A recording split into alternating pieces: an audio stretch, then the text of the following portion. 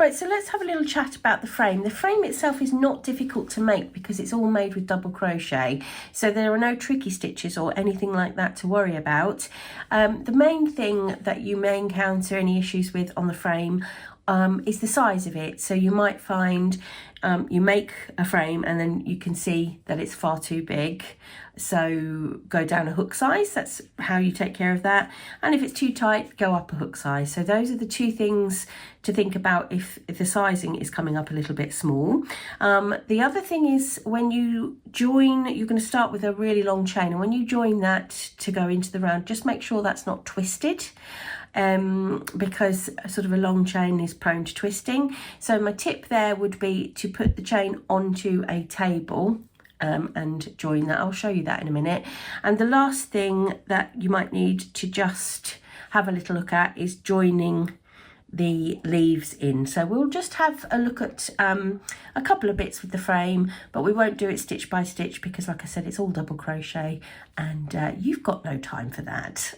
So let's get going. Right, so I've made my very long starting chain, 104, and I need to make sure that everything is in the same direction before I join it into the round, because if I don't, it will be twisted, and as we build on it, as we put our stitches into it, you'll just create like an infinity type scenario, which is lovely but not what we want for this design.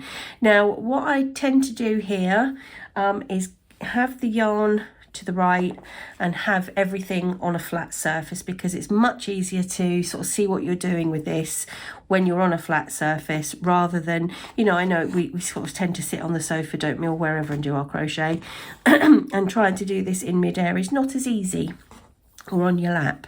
And all I'm going to do is I'm just going to literally go along this chain and just turn it so I can see that the flat side or the right side of the chain is uppermost, and it's that quick and that simple on a flat surface, much less so on a not flat surface. I don't know what the technical term is.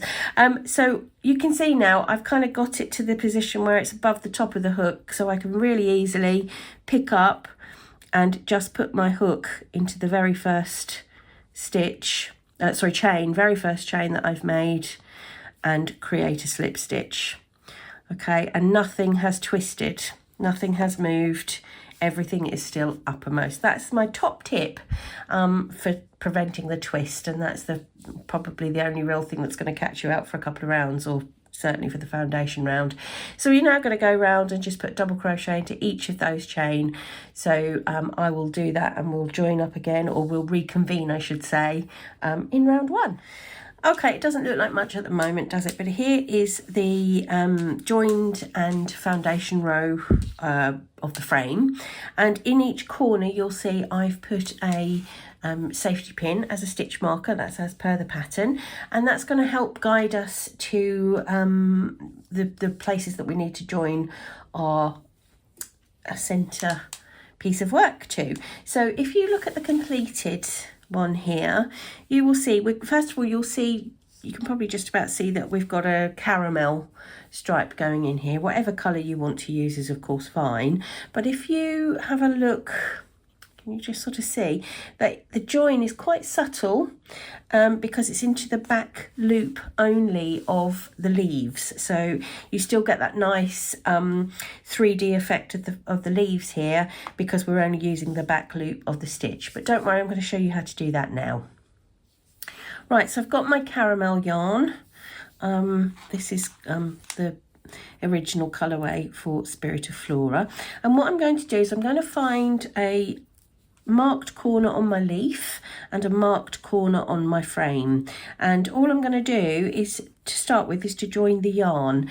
Now we're going to join the yarn through the back loop only of the leaf stitch, so just a reminder there, rather than put my hook under both legs of the stitch, I'm going to go between the front and the back.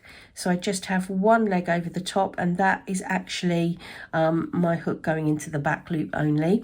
So I put my hook through the back loop only of the leaf, but through the stitch in the normal way on the chain. Okay, so that's where we're starting. That's our starting point. Back loop only of leaf, full stitch of chain. That's full stitch of frame, I beg your pardon. And I'm going to just pull up a loop of the new colour. We're joining in the same way that we've joined up to this point. There's no change there, which is pull up a loop and pull up another to secure it. So that's our colour change. That's not a stitch. And we're going to put 3 stitches into the same space here. So you might need to remove your stitch markers because it becomes a little bit crowded. So I'm just going to take mine out because they're secure in there now. All right. So 1. Make sure you aren't skipping over to the next stitch because, like I said, it can get a little bit crowded in there. 2 and 3. Okay, so we are now technically joined, albeit a little bit tentatively, but we are in fact joined. And we're going to just make things a bit more secure by doing this, doing the same thing to a couple of whoops, I haven't finished that stitch. A couple of more stitches here.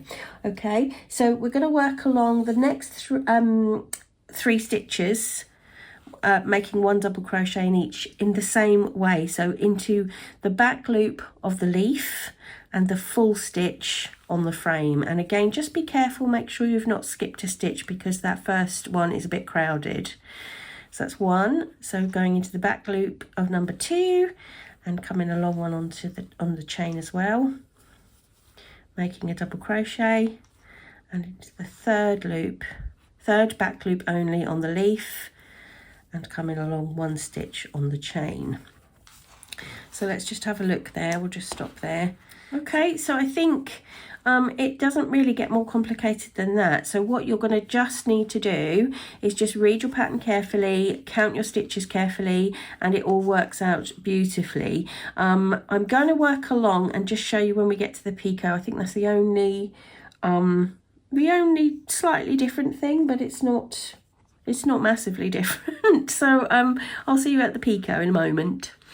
Okay, I'm just on the 4th stitch of this leaf, and the only thing that's different when we get to this picot is we're going to go all the way through the stitch in its entirety, not back loop only. We're going all the way through the stitch. All right, and I'm just going to make sure I go into the right stitch there. Okay, so that is the only sort of difficulty really. When you come in to the second leaf, you just got to count up the stitches so you know where to put your caramel double crochets, but it's really easy. And as I said, the only difference is that double crochet in the center of the round. All right, so providing you follow everything, like I said, as is written on the pattern, that's as tricky as it gets. So I will not bother you further with the frame. I shall go ahead and complete this, and we end with just a normal blush outline, a double crochet round in blush.